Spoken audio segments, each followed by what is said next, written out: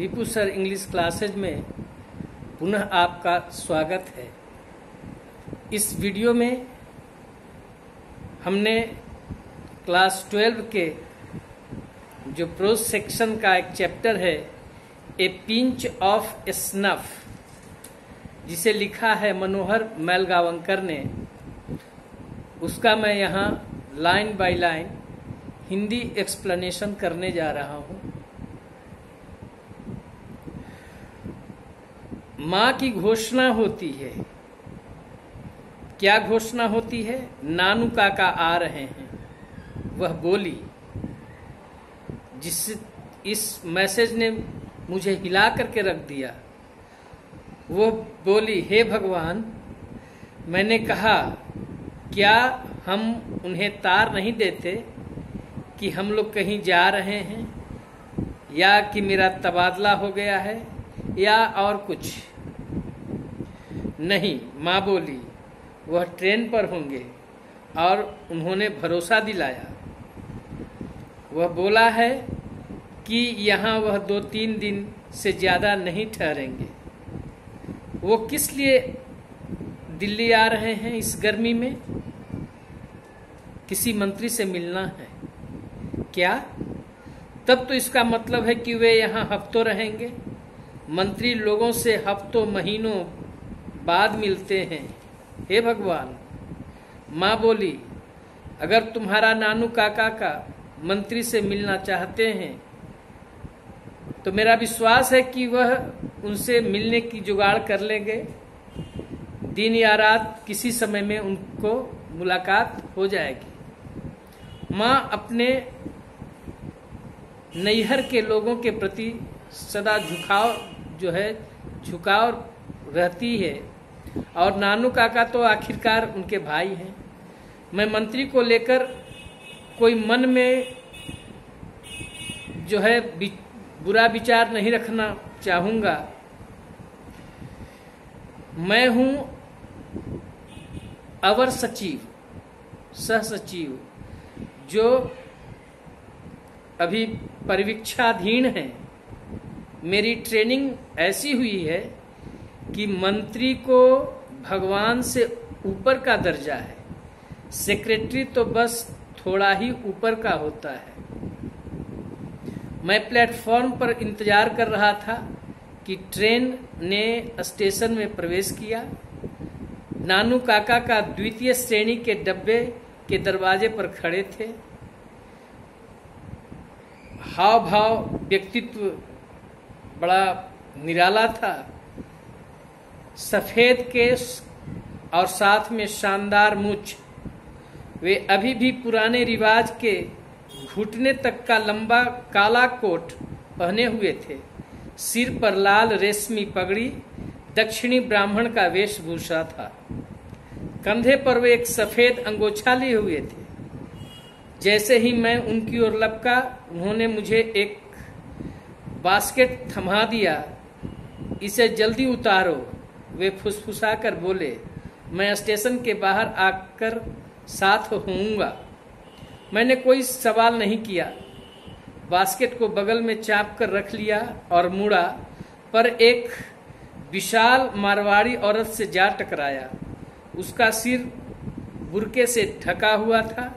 माफी मांगने की मेरी आवाज, जो बास्केट के भीतर निकली आवाज से दब गई। एक खिसियाई बिल्ली की आवाज थी, म्याऊं म्याऊं म्याऊं। उस आवाज से जो मेरा माफी मांगने वाला जो शब्द था, शायद उस औरत को, मारवाड़ी औरत को सुनाई नहीं पड़ा होगा। मैं झुककर भागा और भीड़ में खो गया। गेट पर सिखों की एक बारात पार्टी थी। उसी के बीच दबता बचता गेट से बाहर हो गया। नानू काका का बाहर आने में देर काफी किए। स्टेशन लगभग खाली हो चला था। अंतिम तांगा जा चुका था कि वे प्रकट हुए। हाथ में घूसखोर टिकट चेकर भी था। नानू काका का जब मेरे साथ हुए तो बोले, तीसरे दर्जे में जगह ही नहीं था। बिना आरक्षण के दूसरे दर्जे में सवारी करनी पड़ी। लेकिन सब कुछ शांति से निपट गया। टीसी बड़ा अच्छा आदमी था। तुमने देखा कैसे वह मेरे साथ बाहर तक आया ताकि मुझे कोई परेशानी नहीं हो। बिल्ली मुफ्त में यात्रा कर ली। कैसी है वो? बहुत शांत। मैंने बताया, शायद यह मर चुकी है। मैं आशावान हो सोचने लगा। हम कार में चले। मैंने अभी दूसरा गियर बदला नहीं कि काका ने पूछा, तुमने मंत्री से मुलाकात कब की तय की है? क्या मैं यहाँ 2 से 3 दिन नहीं रह सकता? कम से कम 3 दिन। अब साफ साफ बोलने का मौका आ चुका था। देखिए काका, मैंने कहा, मैं तो बस एक सह सचिव हूँ, परिवीक्षिका अवधि में हूँ। मेरी नौकरानी में मेरी जो यह नौकरी है, जो सह सचिव हूँ, तो मेरी नौकरी में इतना दम नहीं कि मंत्रियों से मुलाकात करा दूं। ओह, नानू काका बोले, मैंने सोचा था। अरे हाँ, खैर कोई बात नहीं। उन्होंने चुटकी भर जो है सो सूंघनी लिया। सूंघनी जो है सो खैनी का बुरादा होता है। फिर उंगलियों को धीरे से अपने अंगोछे पर रगड़ा और आंखें बंद किए बैठ गए और अपने भौं को सिकोड़ लिया जैसे कि कोई गहन चिंतन कर रहे हैं। फिर कई बार जीभ से चच की ध्वनि निकाली, खास दक्षिणी अंदाज में दया दिखलाते हुए। माँ दरवाजे पर इंतजार कर रही थी। उसके चेहरे पर मुस्कान थी। बिल्ली को देखकर खुशी से चिल्लाई। फिर मैंने पाया कि उन्होंने नानू काका को मेरे सोने के कमरे में ठहरा दिया। मुझे पिछवाड़े के बरामदे में चारपाई लगानी पड़ी। माँ के जोर देने पर मुझे ऑफिस से 2 दिन की छुट्टी लेनी पड़ी और दोपहर में नानू काका को गाड़ी में बैठाकर नॉर्थ ब्लॉक ले गया। वे भीतर जाकर मंत्री से मिलने गए। बाहर कार पार्क में इंतजार करने लगा। 2 घंटे बाद वे बुदबुदाते हुए निकले। शायद मराठी भाषा में गाली दे रहे थे। मुझे उनसे पूछने की हिम्मत भी नहीं हुई कि क्या हुआ, और बिना कुछ कहे मैं गाड़ी चलाने लगा। थोड़ी देर में वे शांत हुए, लेकिन कहने लगे, मैंने 2 घंटे बिताए एक चपरासी से दूसरे के साथ गलियारों की खाक छानता रहा। अंत में केवल एक डिप्टी सेक्रेटरी से बातें हुई, जिसे मिलने का समय दिया 3 दिन के बाद का। कितना शर्मनाक है। और फिर वे मराठी में गालियां बुदबुदाने लगे। ऐसी स्थितियों में वे अपने मराठी भाषा पर उतर आए। एक चमचमाती पीले रंग की कार लगातार हॉर्न बजाते हुए सामने निकली। उसमें बैठा एक नवयुवक मुझे देखकर हाथ हिला रहा था। कितना बेहुदा आदमी है। कौन है वह? नानू काका पूछते हैं। यह जो बंदा है रत्ती राम के नाम से जाना जाता है। मेरे ही मंत्रालय में काम करता है। अच्छा, तो यह बात है। हल्ला था कि यह हजरत बरकत अली में ट्रेड कमिश्नर यानी राजदूत बनकर जाएगा, पर कहते हैं कि अब फैसला बदल चुका है। मैंने केवल बात जारी रखने के लिए कहा। तुम क्यों नहीं ऐसी विदेशी पोस्टिंग पर जाते हो? नानू काका ने मुझसे पूछा।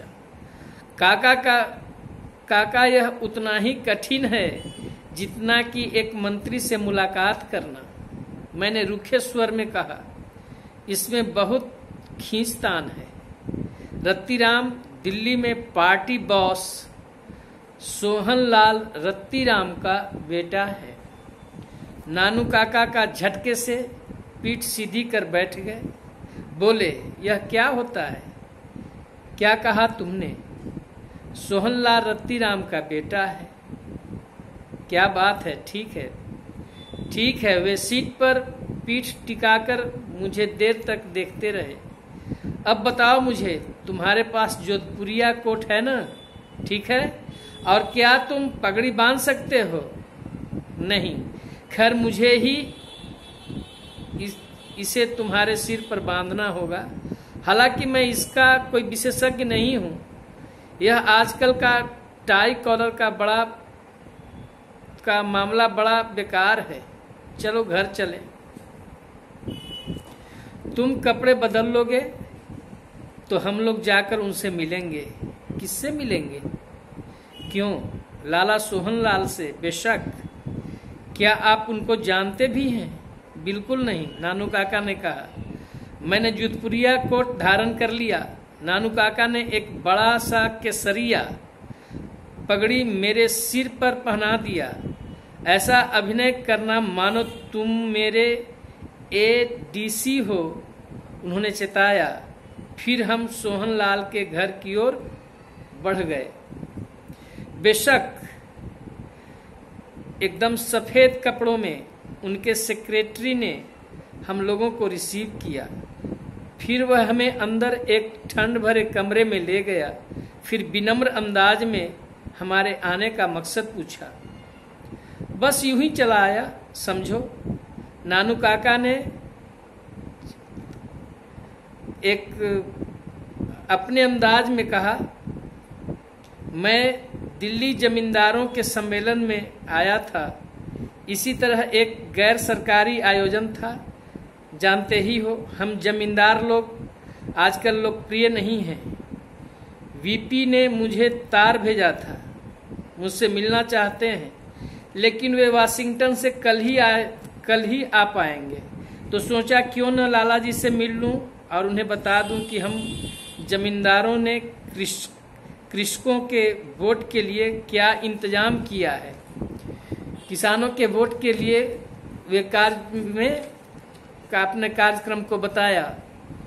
नानू काका इसी तरह जो है सो बड़बड़ाते रहे। मैं देख रहा था कि वे सेक्रेटरी पर कोई प्रभाव नहीं जमा पा रहे थे, जो केवल विनम्रता प्रदर्शित कर रहा था और संभल कर चल रहा था। मुझे देखना होगा लाला जी खाली हैं कि नहीं। सेक्रेटरी बोला। वे शायद ही पहले से तय किए बिना मिलते हैं। लाला जी अवश्य खाली होंगे, क्योंकि बगल के कमरे से हमें हुक्के की गुड़गुड़ाहट की आवाज आ रही थी। फिर हमने सुना कि उनका सेक्रेटरी उनसे कुछ कह रहा था। आज कौन सा दिन है? नानू काका ने मुझसे पूछा। मुझे लगा कि वे कुछ ऊंची आवाज में पूछ रहे थे। मंगलवार, मैंने उन्हें बताया। ओह, अभी बस मंगलवार ही है। सोचो जरा, पिछले ही इतवार को मैं बेरूत में था। लाजवाब है कि नहीं? मेरे गले यह सब उतर नहीं रहा था। सचमुच मैं इतना ही कहकर रह गया। और अगर मैंने हजरत की बात सुन ली होती तो मैं अभी भी विदेश में ही होता। एचबी बेचैन था मुझे विदेश मंत्री से मिलवाने के लिए। अगले कमरे में हुक्का गुड़गुड़ाने की आवाज बंद हो गई थी। क्या कहा तुमने? नानू काका ने कहा। हालांकि मैंने कुछ कहा नहीं था। तुम यही न पूछ रहे थे कि मैं वहां क्यों नहीं रुका? जानते हो पिछली बार एचबी से क्या हुआ? जब वह जिनेवा में था, उसने मुझे कपास वार्ता में उलझा दिया। इधर बंबई में एसके मुझे तार पर तार भेज रहे थे।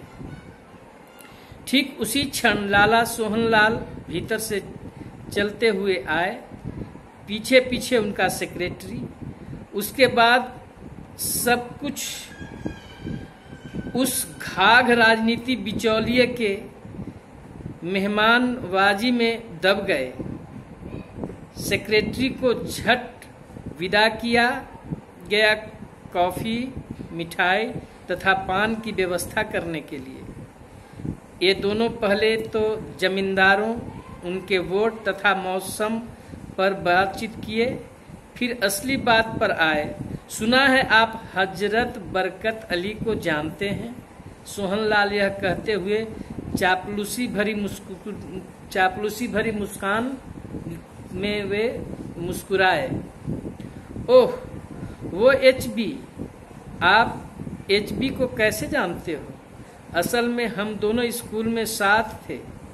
उसने मुझे सदा बड़े भाई की तरह इज्जत की।